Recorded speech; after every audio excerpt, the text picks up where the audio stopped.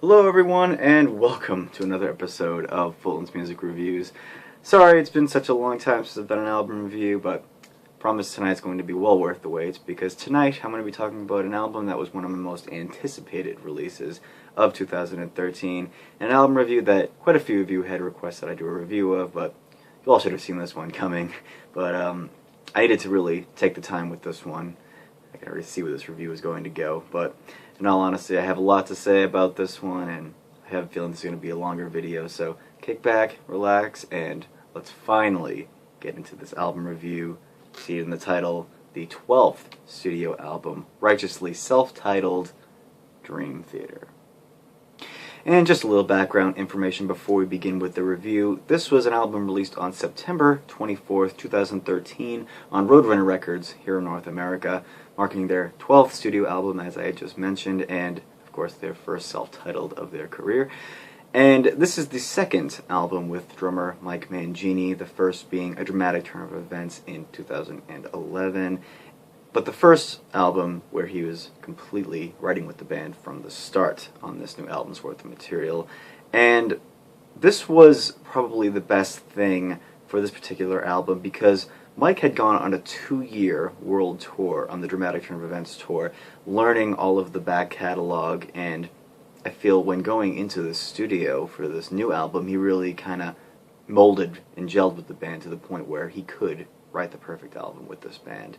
And they started writing this album all in the studio. They did the writing and pre-production in the studio back in the beginning of January of this year with Rich Chicky on engineering and I believe some co-production as well.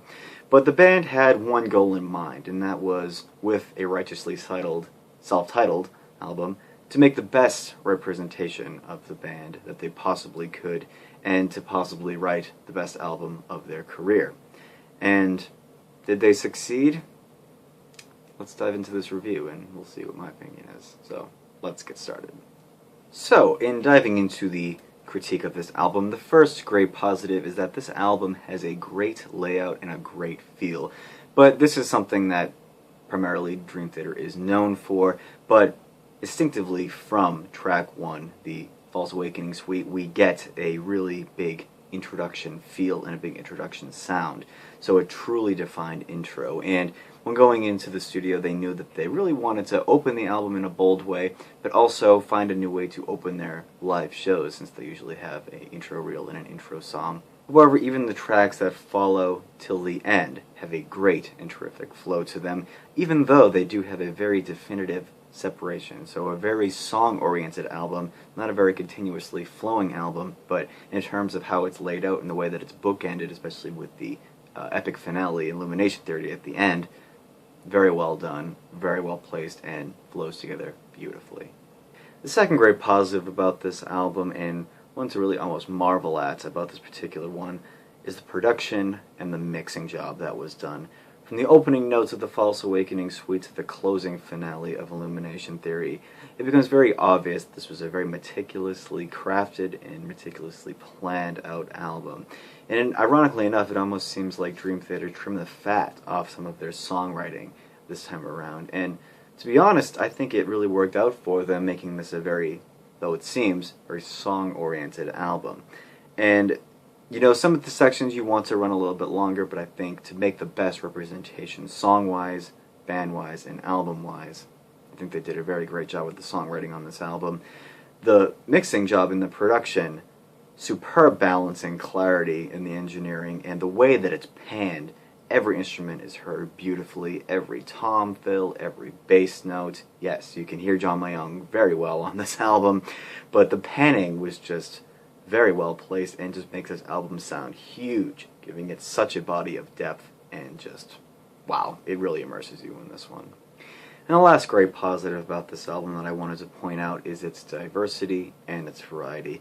Now, Dream Theater has never been a one-sided act or a one-trick pony, and on this album there really is that true and defined balance of their songwriting ability, and it really showcases the Dream Theater sound in all of its different sides. You know, they're not a two-sided coin, they're more of like an octagon, more puns. But either way, even though this album showcases their songwriting ability in all its shapes and sizes and forms, each player instrumentally is showcased perfectly.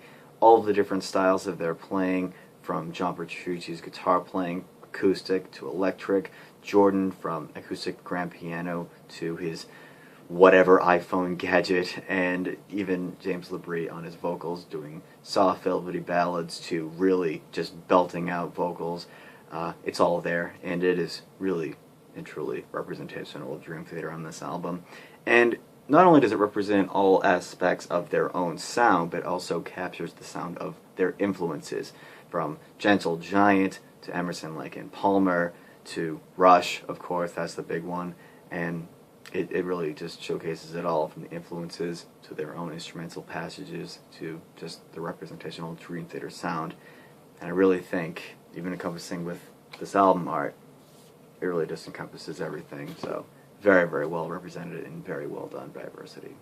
Now, what would any proper review be without some negative critiques? I know I'm coming off as a fanboy. What can I say? I am one. I'm even suited up with a t-shirt. Can't help it. I love the band so much. But I do have some negative critiques about this album, so let's get into a few of those. Some negative critiques of the self-titled album. Now, this first little thing that I've noticed in terms of a little bit of a negative flaw, and it almost is a little bit of ironic to mention this, is the almost gated and compressed snare drum. And, you know, it's not really any fault of Mike's. The guy hits with such velocity. The guy is just a powerhouse of a drummer.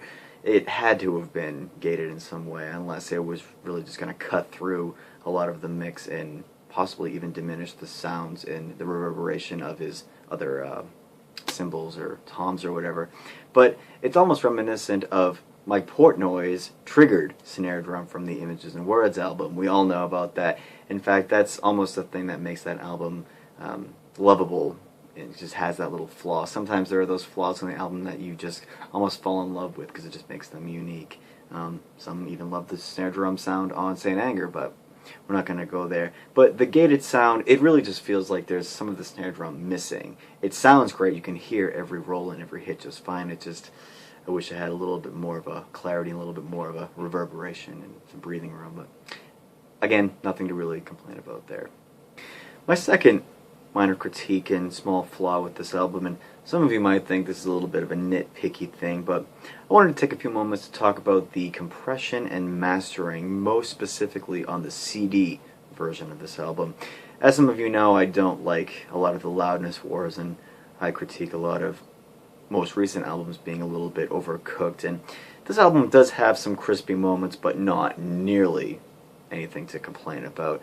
Most specifically on the left channel, there are some crispy moments, especially in the beginning of Illumination Theory when that main riff kicks in. It's a little bit crackly on the left channel, but honestly, I'd be surprised if there wasn't any to find on this album. It's very sparse and it's very well done, actually. But at this point, it really just shows the limitation of the CD medium. But when it comes to the HD 5.1 DVD version, far superior mix, and a mix that I recommend everyone to listen to if you have the opportunity to pick up the physical 5.1 sound. Brilliant listening experience, and one that really just immerses you. And I almost got tired and winded listening to the mix on this because there is just stuff flying at you from every direction, and listening to Mike Mangini's drums, it really just shows the massivity and the intensity of this guy's playing. And to quote John Petrucci, the guy's a fucking animal.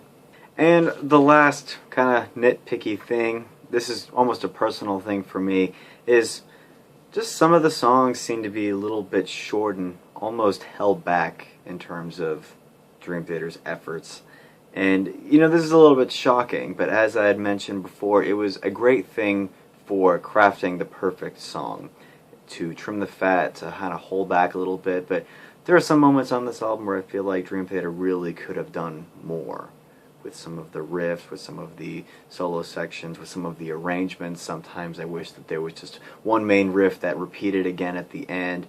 There are plenty of left field turns on this album, especially in the track Behind the Veil and some of Surrender to Reason, but you know, there are just some moments where I feel, yeah, maybe you should just do a little bit more, maybe add another solo section, or take a solo section out, or make the ending a little bit longer. But really, that's a personal thing for me. Some of you might feel the same way. I'm not going to really hold it against the album all too much because the playing is just mind-blowing anyway, even though sometimes I feel like Dream Theater held back a little bit too much on this album. To talk about a couple of songs specifically that I think could have been a little bit longer are The False Awakening Suite. That intro, I feel the sections could have been a little bit longer, a little bit more spread out. The Looking Glass has some sections towards the end that I really feel could have gone a little bit longer, especially after the solo section and bridge into the outro. I feel like that could have been a little bit longer. And more specifically, the simplicity of Along for the Ride lyrically, I feel could have used a little bit more, especially in the chorus. It kind of gets a little bit repetitive for me a little bit, but honestly, it's just a personal thing for me, as I said. So some of you might agree with this, some of you might not, but all in all, I think that's okay for this album, so that's all I gotta say about that. So, just to kind of give an overall wrap-up of this album, some personal standout tracks for me, The Bigger Picture being one of the biggest highlights of this album. Illumination Theory is a soon-to-be classic in the Dream Theater discography. The Looking Glass being that really Rush-inspired, almost Limelight 2.0 track, really hit home with me, and Surrender to Reason, both lyrically and musically, I think is absolutely stellar, with John Myung penning lyrics for that one. And just to sum up the album as a whole, stellar production and songwriting, albeit a few personal flaws of mine, but nothing to complain about overall. Huge sound and mix, and highly recommend the 5.1 listening experience on the DVD. The diversity and variety on this album is very well spread out, showcasing everything from soft ballads to instrumentals to orchestral parts to frogalicious, tasty middle sections. It's all there, it's all DT, and it's all represented.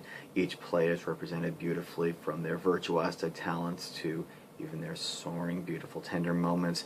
Great flow to this album, even though it has definite song endings. It still flows together as one piece of music overall. And I will say that this album is a bit of a grower, and personally it did take a few listens to really get a lot of the arrangements and a lot of what they were really trying to do with these songs. And it really shows that prog is not dead, and Dream Theater is still holding the cross very, very high. And I would recommend this album to any Dream Theater fan, any fan of progressive rock and progressive metal. And for a self-titled album, I really think that this is perfectly representative of the band itself. And to go back to the original question I asked at the beginning, is this the best Dream Theater album? Have they really done the best album of their lives? I would have to wholeheartedly disagree, but is it a good representative album for their name and for a newcomer? Absolutely. I think everything that they did on this album is perfect to represent to a newcomer to the band, and one that I would have to give very high acclaim to. I give this album a 96 out of 100. It's not a 10, but I think that it does have some room for improvement, but that's just for me personally. But it is by nowhere a flop of an album, absolutely not. And that's it. That's all I have to say about this album. I'm going to conclude this review. Thank you so much for watching. I will see you next time in another review. Check out this album, let me know what you think, and I will talk to you